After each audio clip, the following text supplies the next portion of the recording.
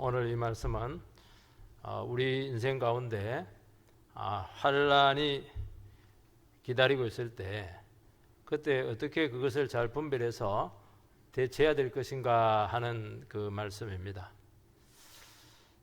제가 성경을 볼 때마다 성경이 진리인 이유는 성경은 허황된 미래를 말씀하지 않습니다. 현실을 이야기하는 것입니다. 우리 앞에 어떤 환난과 어떤 어려움들이 있을지라도 잘 하나님 말씀과 함께 잘 분별해서 주의 깊게 주님께 동행하면은 반드시 피할 뿐만 아니라 그 새로운 곳에서 새로운 역사를 허락하신다는 것을 약속하고 있는 것입니다.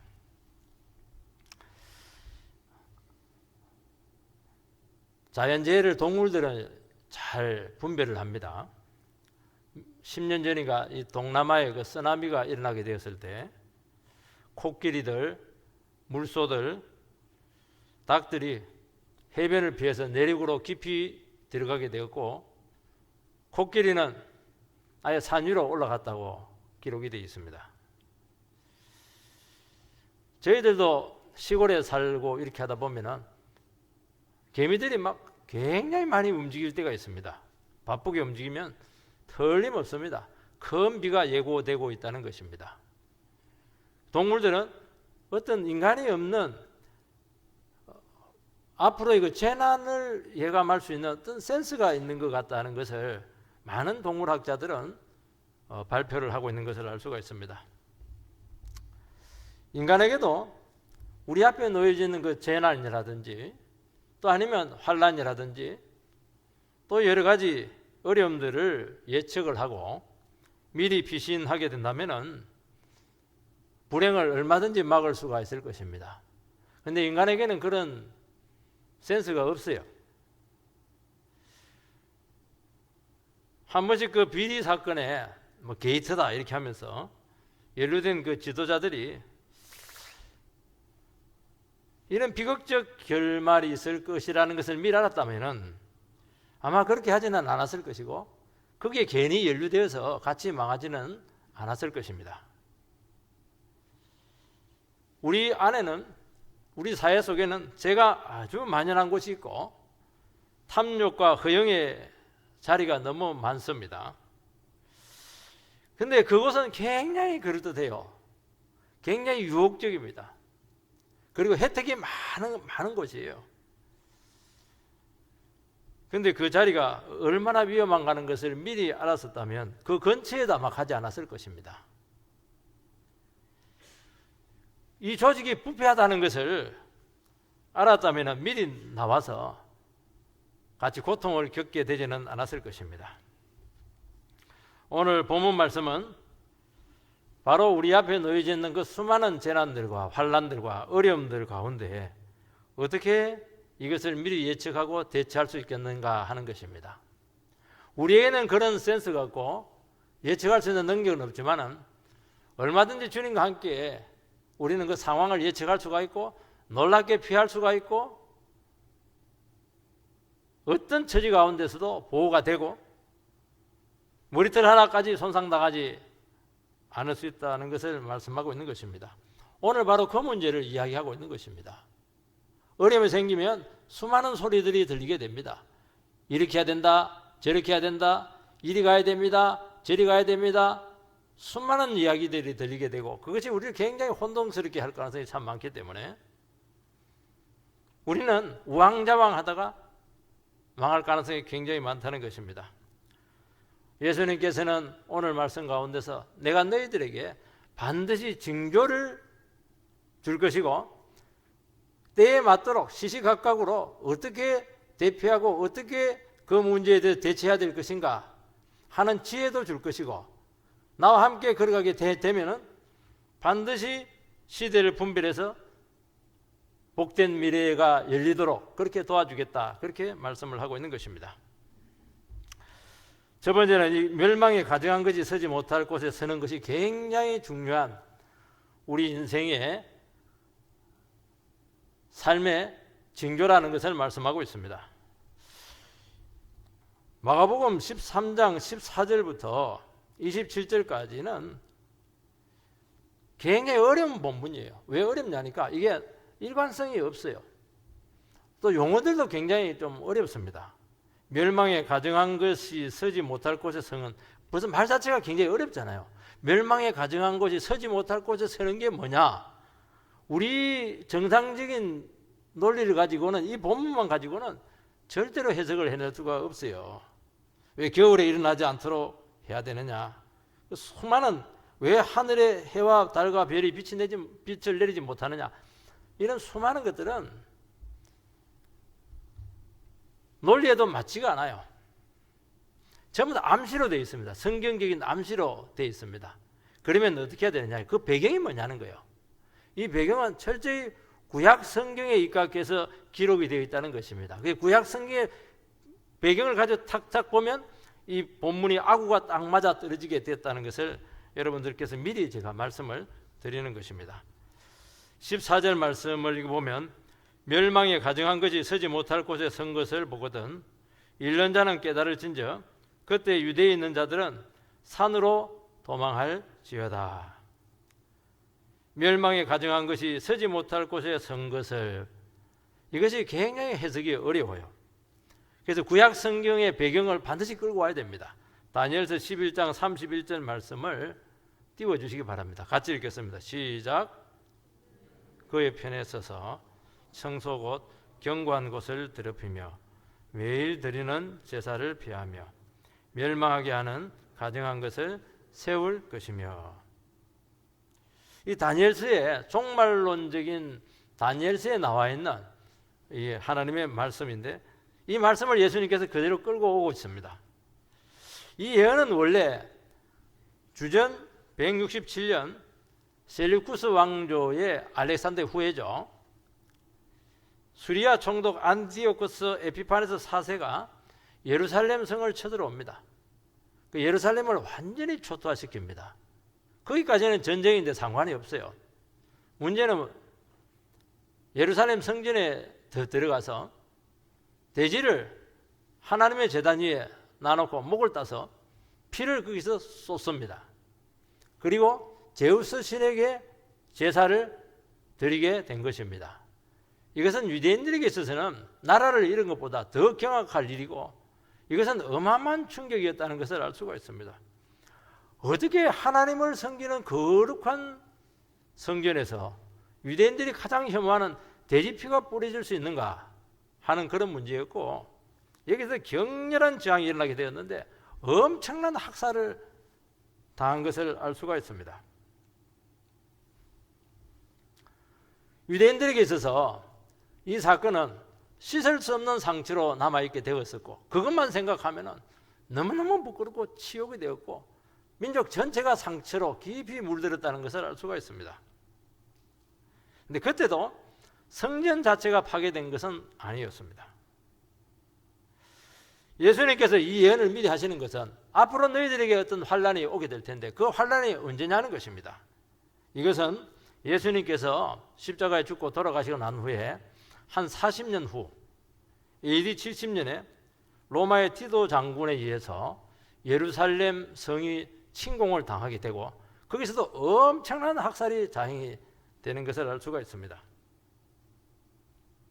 그리고 나서는 예루살렘 성 안에서 이교도들을 위한 축제의 제사를 벌이게 되는 것입니다. 그래서 유대인들 같은 경우에는 멸망에 가증한 것이 서지 못할 곳에 선다 하는 거 딱 감이 와요. 주전 167년에 돼지피가 뿌려진 것, 그런 일이 앞으로 다시 또 일어난다는 것입니다. 마태복음은 유대인들을 위한 성경인데 누가복음은 이방인들을 위한 성경이니까 훨씬 구체적으로 나와 있습니다. 누가복음 21장 20절을 띄워주시기 바랍니다. 같이 읽겠습니다. 시작.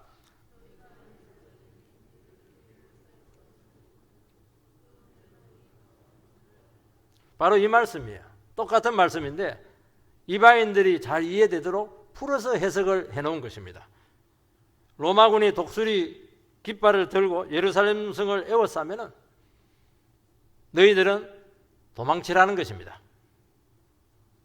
여러분, 나라가 침략을 받으면 결사항전을 하도록 독려하는 것이 바른 것입니다. 그곳에는 예루살렘은 거룩한 도성이고 성전은 하나님의 제사를 드리는 가장 거룩한 성전이 있는 그곳이라면 어떻게 해야 되겠습니까? 목숨 걸고 순교의 정신으로 아마 그 장소를 고수를 해야 될 것입니다. 그런데 예수님께서는 도망가라는 거예요. 미리 그 징조니까 그것을 알고 도망가라는 것입니다. 왜 도망가라고 했느냐 하는 것이 굉장히 중요한 질문이 되는 것입니다. 멸망에 가정한 것이 서지 못할 곳에 서거든. 멸망에 가정한 것이 뭐냐는 것입니다. 우상이죠. 우상의 제물입니다. 죄악의 온상이에요. 그러니까 어떤 일이 있더라도 하나님을 섬기는 거룩한 제단 위에 우상이 세워져서는 안 되는 것이고 그것이 죄악의 온상이 돼서는 안 된다는 것입니다. 왜냐하면 우상이 하나님을 대신할 수 없다는 것입니다. 어느 곳에 갔는데, 교회를 갔는데 하나님 대신 사람이 주인 노릇을 하고 있습니다. 물질이 교회의 주인이 되고 있습니다.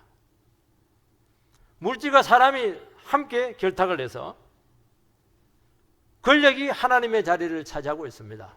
그런 일이 많이 이루어지고 있다는 것이에요. 그러면 어떻게 해야 됩니까? 거기서 나오라는 거예요. 거기는 이미 멸망이 결정이 되어 있기 때문에 빨리 나올수록 좋다고 말씀하고 있는 것입니다. 예수님께서는 성전을 바라보면서 강도의 구렬이라고 그렇게 선포를 했습니다.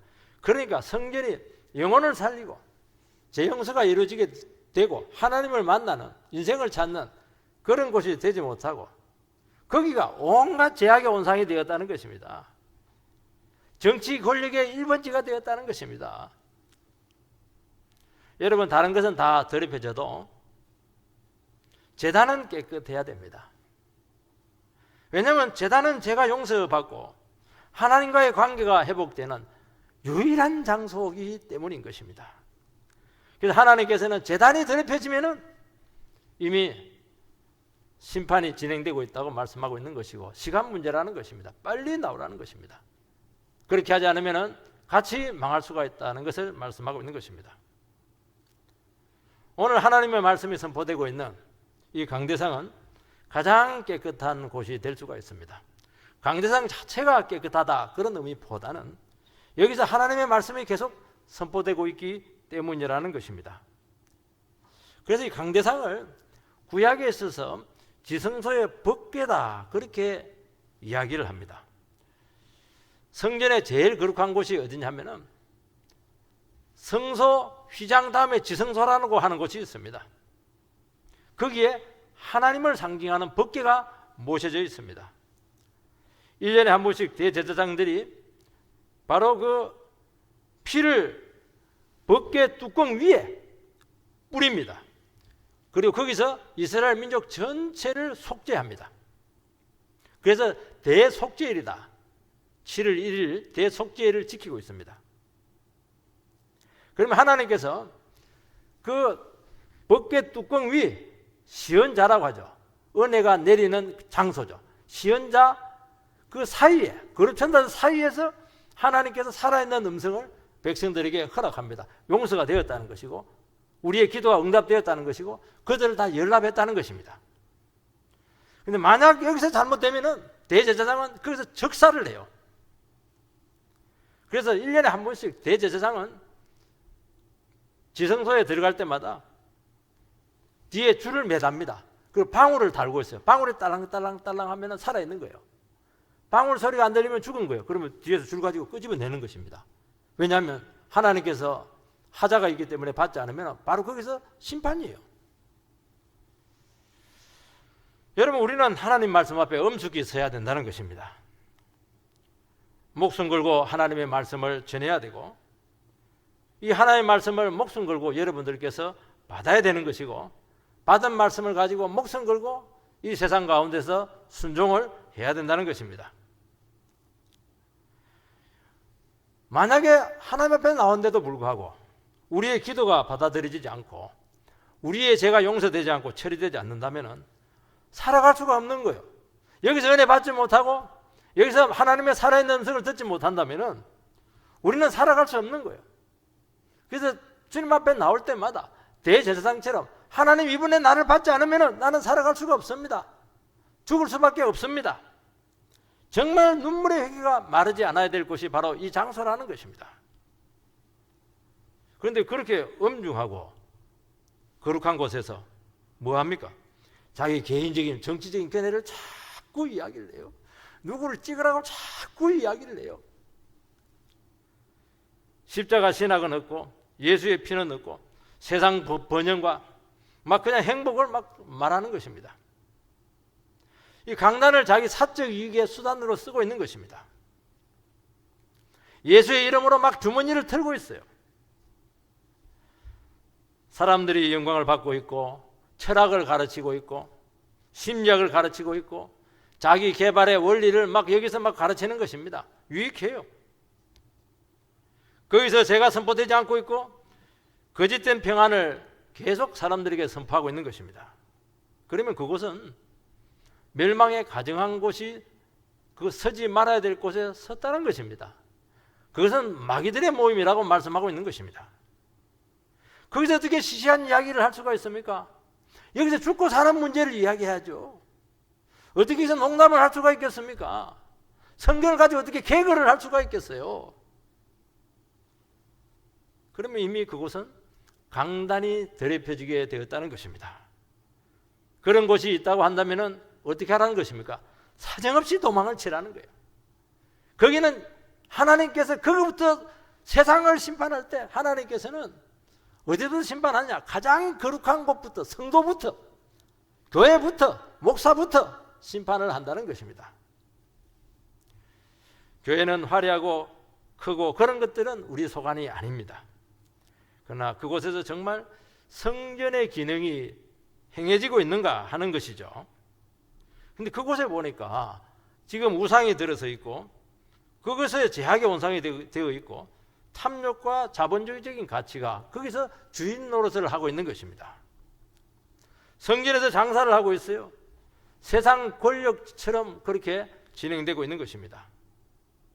여러분, 교회는 우물이에요. 우물은 크고 화려한 것이 아니고 거기서 깨끗한 물이 마르지 않고 솟아나고 있는가 하는 것이 중요하다는 것입니다. 유원지처럼 크게 만들 필요가 없어요. 사람들을 끌어모으기 위해서 그럴 필요가 없어요. 도대체 이 물이 어디서 왔냐는 거예요. 이 성령의 샘이 터졌느냐 질문하고 있는 거예요. 지금 너무너무 혼탁하다는 것입니다.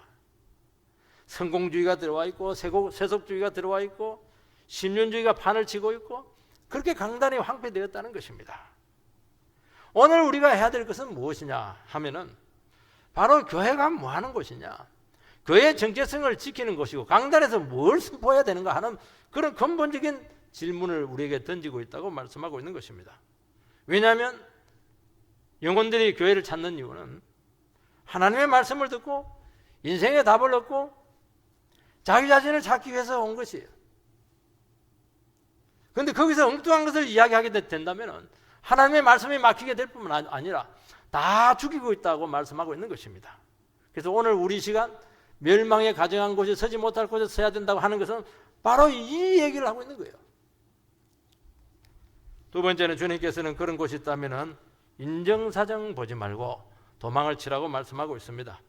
14절 하반절부터 16절 말씀을 읽어보면 그때 유대에 있는 자들은 산으로 도망할지어다 지붕 위에 있는 자는 내려가지도 말고 집에 무엇을 가지러 들어가지 말며 밭에 있는 자는 겉옷을 가지러 뒤로 돌이키지 말지어다.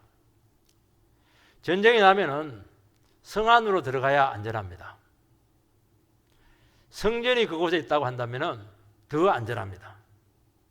그런데 오늘 주님께서는 성으로 들어가지 말고 신속하게 빠져나오라고 우리에게 권면하고 있는 것입니다.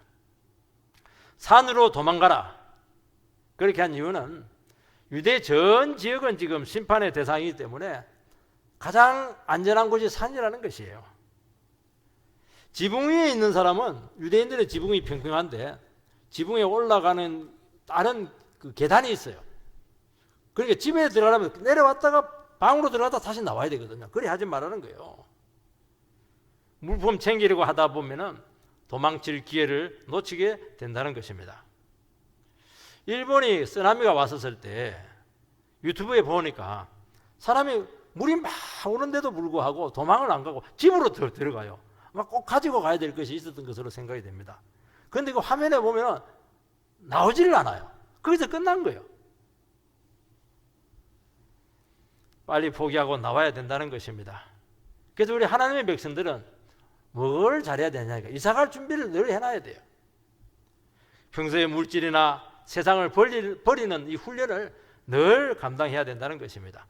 언제라도 주님께서 도망가라, 이사해라 그렇게 하면은 다 내려놓고 떠날 수 있어야 된다고 말씀하고 있는 것입니다. 밭에서 일을 하다 보면 여러분들도 일을 해보실 텐데요. 옷을 벗습니다. 그리고 저 구석에 갖다 놔요. 밭이 크잖아요. 겉옷을 가지러 가지 말라는 것입니다. 겉옷은 도망갈 때 너무나 요긴한 물건이거든요. 스스로 위험을 자처하지 말라는 것입니다. 영혼 하나 건질 생각하고 그렇게 도망을 치라는 것입니다. 왜냐하면 그날은 모든 사람들이 가장 안전하다고 믿고 삶을 결정하는 그런 곳이 가장 위험한 심판의 장소가 될 수 있기 때문인 것입니다. 여러분, 산은 공간상의 의미만을 이야기하지 않아요. 영적으로 가장 안전한 곳이에요. 유다의 지역에서 제일 안전한 곳이에요. 그곳에서 영혼의 힘을 얻을 수가 있어요. 다윗이 가장 안전하다고 생각했던 곳이 사울의 왕궁이었는데 사울의 왕궁에 하나님께서 계시지 않았어요.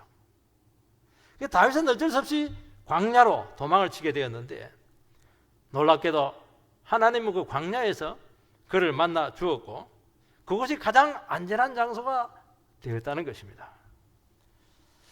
밭이라든지 지붕이라든지 집은 먹고 사는 생존의 자리라고 말씀할 수가 있습니다. 그 생존의 자리를 떠나가지고 주님이 있는 곳으로 도망치라는 거예요. 여러분, 오늘 이 시간 우리에게 있어서 가장 안전한 장소가 어딘가 하는 것을 지금 질문하고 있는 것입니다. 그건 딱 하나예요. 하나님을 만날 수 있는 곳이에요. 하나님 말씀이 선포되는 곳이고 성령이 임재하는 살아계신 살아있는 공동체가 가장 안전한 곳이에요. 다윗은 광야에서 아둘람 동굴 근처에 있는 그 공동체가 교회가 만들어지게 되면서 목회하면서 거기서 살아남았어요. 영혼이 살았고 다른 영혼도 살렸고 거기서 살아계신 하나님을 날마다 체험을 하게 되었던 것입니다. 오늘도 마찬가지예요. 제도권 교회에서 안 채워지는 그런 영혼들은 그냥 살아있는 교회를 찾기 위해서 그렇게 방황을 하고 있는 것이에요. 스스로 가정교회를 만들어서 자기 영혼을 지키려고 한다는 것입니다. 오늘 주님께서 뭐라고 말씀하냐 하면 각자 도생이다. 이거는 그냥 알아서 각자 살아남으라는 것이에요. 오늘 주님께서 우리에게 질문하고 있습니다. 너희들의 교회는 안전한 곳이 되고 있는가? 교회가 가장 안전한 곳이 되어야 되는데 그것이 심판의 장소가 되어야 된다면 그것은 얼마나 많은 영혼들을 위험에 빠뜨리겠는가 하는 것을 말씀하고 있는 것입니다. 이것은 놀랍게도 지금 현실이 되고 있는 거예요. 많은 영혼들이 교회 갔다고 지금 막 아우성이라는 것을 알 수가 있어요. 이 불행한 현실을 주님께서는 지금 우리에게 고발하고 있는 것입니다. 17절 말씀을 읽어보면 그날에는 아이 벤 자들과 젖먹이는 자들에게 화가 있으리로다. 아이 벤 사람이나 젖먹이가 있으면 도망가는데 방해가 돼요. 또 환난이 너무 극심하고 잔인해서 그때는 아이 벤 여자나 젖먹이도 예배가 없다는 것입니다. 18절에 이 일이 겨울에 나지 않도록 기도하라. 팔레스타인 지역은 겨울은 추워요. 그리고 겨울에 우기입니다. 춥고 강물이 불어나 있기 때문에 도망가는데 굉장히 어려움을 겪는다는 것입니다. 주님께서는 이 환난은 막을 수는 없다는 거예요. 태풍이 오는 것은 막을 수 없지만은 축대를 이렇게 정비를 하고 물꼬를 튀고 이런 것은 할 수 있는 거 아니냐는 거예요. 환난은 막지 못하지만은 주님께 기도해서 긍휼을 달라고 얼마든지 이야기할 수 있다는 것입니다. 오늘 우리들은 이 코로나로 말미암아서 많은 고통을 겪고 있고 많은 영혼들이 코로나가 빨리 종식되기를 원하고 있습니다. 한 해도 힘들었는데 한 해 더 가려니까 막 너무 힘든 거예요 지금. 그렇지만 우리는 그것을 하면 좋겠지만은 그것도 주님의 한 주권이라고 생각을 해요.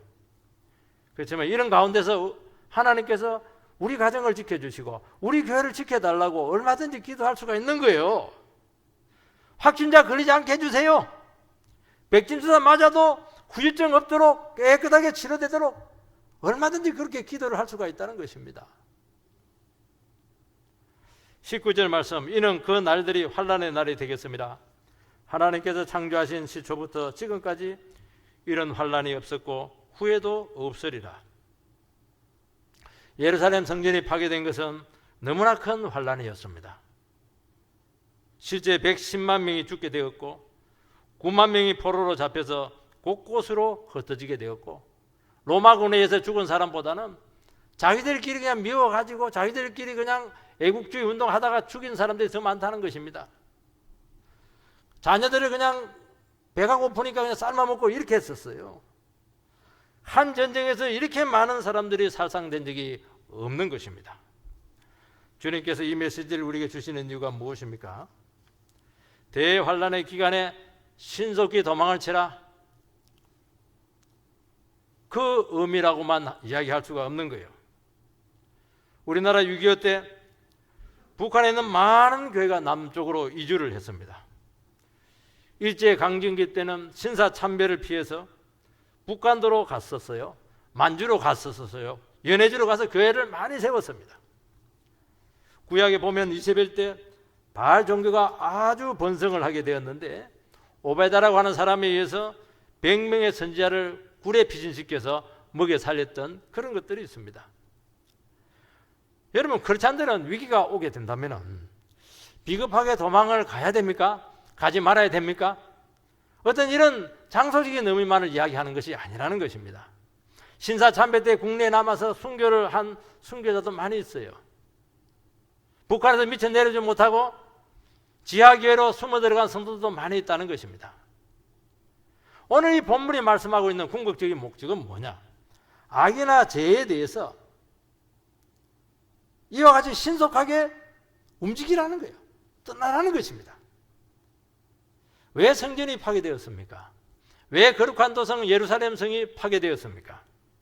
그곳이 영혼을 살리는 곳이 아니고 죄악의 온상이 되었다는 것입니다. 제도가 복음의 기준에서 현저하게 이탈이 되었어요.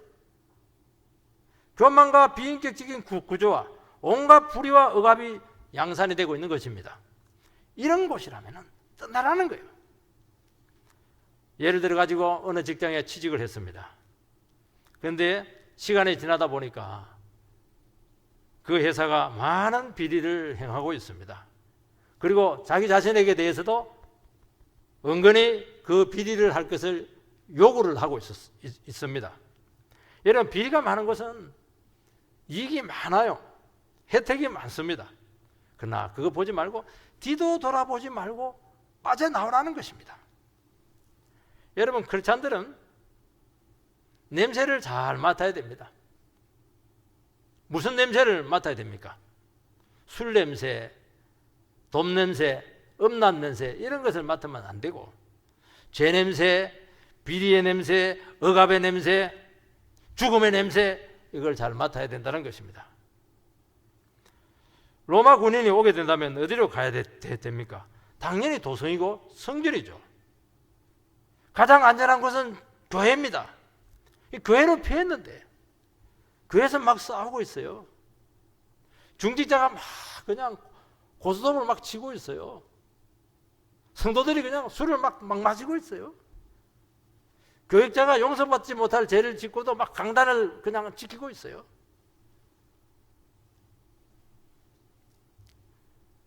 바로 그런 곳이라는 거예요. 그것은 제일 위험한 곳이 될 수 있다는 것입니다. 여러분, 제일 거룩한 곳, 제일 주님이 기뻐하시는 곳이 타락하면은 제일 위험한 곳이 될 수가 있어요. 지옥도 제일 뜨거운 곳에 갈 가능성이 많다고 말씀하고 있는 것입니다. 소돔성이 얼마나 잘 살았어요. 그러나 그곳은 음란과 동성애가 판을 치고 있게 되었었고, 그 소돔성에서 빠져나올 때 롯의 아내는 미련을 떨치지 못해서 뒤를 돌아보는 바람에 소금 기둥이 되었다는 것입니다. 왜냐하면 거기서 못 떠나는 거예요. 죄가 너무 좋은 거예요. 그래서 그렇지 않은 데는 뭘 해야 되느냐? 평소에 버리는 훈련을 자꾸 해야 돼요. 그리고 죄를 끊는 훈련을 자꾸 해야 된다는 것이에요. 습관으로부터 자꾸 빠져나와야 된다는 것입니다. 결국에는 결정적인 순간에 이 죄들, 아니면 내가 집착하고 있는 이런 것들이 하나님과 멀어지게 할 수 있는 결정적인 요인이 될 수 있다고 말씀하고 있는 것입니다. 20절 말씀을 보면은 만일 주께서 그 날을 감하지 아니하셨다면 모든 육체가 구원을 얻지 못할 것이거늘 자기가 택한 자들을 위하여 그 날을 감하셨느니라. 예루살렘이 포위되게 되었을 때 4년을 포위를 합니다. 4년을. 그러니까 완전히 쑥대밭이 된 것이에요. 그런데 로마군이 잠시 포위망을 푼 적이 있습니다. 로마 황제가 이렇게 교체되면서 즉위식이 이루어지게 될 때죠. 그때 미처 빠져나오지 못한 많은 성도들이 다 함께 산지 지역인 펠라로 도망을 쳤습니다. 뭘 기억을 하고? 예수님의 이 말씀을 기억하고 도망을 친 거예요. 6.25 때 우리나라가 낙동강 전선까지 밀렸습니다. 그리고 유엔군이 들어오면서 다시 압록강까지 올라갔어요. 중공군이 내려오면서 일사후퇴가 지금 이루어지게 되었습니다. 처음에 북한 성도들이 내려오지 못했어요. 일사후퇴 때 장진호 전투처럼 그냥 많은 영혼들이 내려왔어요. 여러분, 우리나라 부흥의 1번지는 평양입니다. 북한이에요. 북한의 성령사가 얼마나 많이 나타난지 모르고요. 6.25 때 그때 교회 숫자가 3,000이 넘었습니다. 마을이 기본이 70%, 80%, 어떤 곳에는 100% 전부 다 크리스찬들이었습니다. 근데 그때 잠시 올라갔다가 잠시 내려올 때 그 틈을 타서 30만 명이 남하하게 되었고, 그 대부분이 기독교인들이었습니다. 그때 기독교인들은 전부 다 지식인들이에요. 엘리트들이었어요. 그래서 북한의 부흥이 그대로 남쪽으로 넘어온 거예요. 촛대를 하나님께서 옮기신 거예요. 그리고 경제 성장의 주역이 되었던 것입니다. 마치 종교의 자유를 찾아서 미국 청교도들이 대서양을 건너와서 미국에서 순교적인 믿음으로 미국을 일으켰잖아요. 지금까지 그 놀라운 역사가 지금 계속되고 있지 않습니까? 북한에 내려온 그 성도들은 다 버리고 내려온 거예요. 그래서 여기서 순교적인 신앙을 가지고 그렇게 열심히 기도하고 신앙생활을 하고 그렇게 열심히 이 나라를 위해서 살았던 거예요. 신앙의 불을 지폈던 것입니다. 하나님께서는 자기 백성들이 의미 없이 망하는 것 절대 원치 않습니다. 아무리 힘들고 어려워도 숨쉴 틈을 줄 거예요. 피할 길을 줄 거예요. 그때 정신을 딱 차리고 있어요. 주님 의지하고 주님 있는 곳으로 찾게 된다면 주님께서는 그들을 통해서 부흥의 불씨를 일으키게 될 줄 믿습니다. 반드시 택한 자들을 새롭게 크게 쓰실 줄 믿습니다. 세 번째는 자기 백성들을 세상 끝까지 찾아가서 구원을 한다는 것입니다. 24절 26절 그때 그 환난 후 해가 어두워지며 달이 빛을 내지 아니하며 별들이 하늘에서 떨어지며 하늘에 있는 권능들이 흔들리리라. 그때 인자가 구름을 타고 큰 권능과 영광으로 오는 것을 사람들이 보리라. 그때 그 환난 후 큰 환난, 역사적으로 이야기하면은 예루살렘 성전이 파괴된 것 같은 그런 엄청난 그런 환난의 시기가 일어난 후 성도들은 아마 주님이 재림할 것으로 여겼겠지만은 이것은 재림을 이야기하는 것이 아닙니다. 이것도요, 여러분들이 별들, 하늘에 있는 권능들, 인자가 구름 타고 큰 권능과 영광으로 오는 것도 전부 다 구약 이사야 말씀의 인용이에요. 그래서 이것만 보면은 재림이 되는 거 아닌가 그렇게 착각을 할 가능성이 참 많아요. 그렇지가 않아요. 이 본문은 뭐냐? 바벨론이 망한다는 거예요. 에돔이 멸망한다는 거예요. 여러분, 그 당시 사람들은 운명을 예측을 할 때 해를 봐요. 달을 봐요. 별을 봅니다. 그것이 우상이었습니다. 하나님께서는 바로 그 우상을 심판하겠다는 것입니다. 바벨론의 사상이 무엇입니까? 제국적인 가치관이에요. 남은 거 전부 다 빼앗아 가지고 지껏 챙기는 거예요. 그게 제국주의입니다. 제국주의가 뭐 다른 겁니까? 팽창적 탐욕적 가치관을 가지고 있는 것이 그게 바벨론의 사상이었어요. 그런데 그 모든 삶의 추구가 가치관의 일순간에 날아간다는 것입니다. 그 말은 무엇을 이야기하느냐 하면은 영원히 변치 않는 하나님 말씀만이 끝까지 우리를 보존시킨다고 말씀하고 있는 것입니다. 우리 성도님들은 지금 바벨론적인 제국주의적인 가치관에 물들어 있어요. 너무 탐욕적이에요. 남의 걸 빼앗아 선화로 내 것을 챙기는 그런 사회 속에 살아가고 있다는 것입니다. 주님 오시면 그건 전부 다 날아간다는 거예요.